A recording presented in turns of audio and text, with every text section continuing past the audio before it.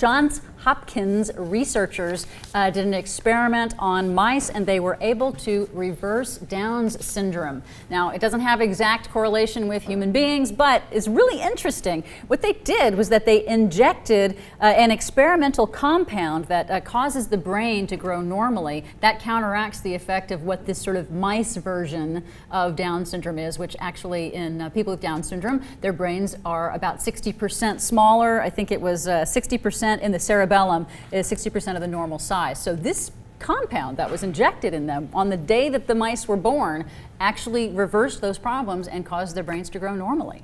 All right, so this is great news because it might help people. And it's not set in there's stone. no direct link right now. So. Yeah, and it's just mice, not humans, right. etc.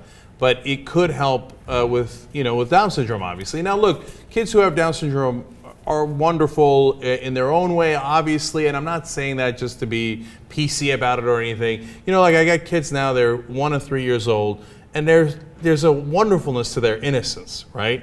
And then they grow up and, they have personalities and they're great in different ways, etc., right? But they lose some degree of the innocence. Right. Whereas kids with Down syndrome, to some degree they retain that, and there's such a great loving bond between a parent and kids. Look, with all kids, obviously. So in some weird way, I don't know if I'm living out on this, but I don't know that we should quote unquote cure or solve Down syndrome.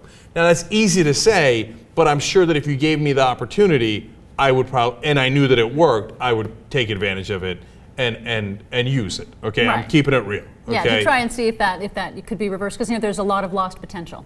They were absolutely. talking about that. Right. Now, we should note that this is a really complicated thing for humans, that it may not be possible to translate this to humans, because altering the growth of the brain is not only a dangerous and difficult thing to test on anybody, but it also could lead, they say, to unintended consequences like triggering cancer. So right. They may never get to the stage where they're able to use it in humans, but I think they're going to keep trying. Okay, I think don't worry, people are going to use it, okay? They might not be here in the US, but I have this theory that the Chinese are going to do everything, okay, when it comes to making They don't have the children. Same laws against human experimentation. Yeah, I don't know, and maybe I'm being unfair, and it might not be the Chinese, it might be someone else, but somebody's going to try it. You know why? Because one of the unintended consequences is not necessarily, like, they don't know, they're just speculating about cancer, but it also made part of the brain known as the hippocampus grow, and that has unexpected benefits in learning and memory.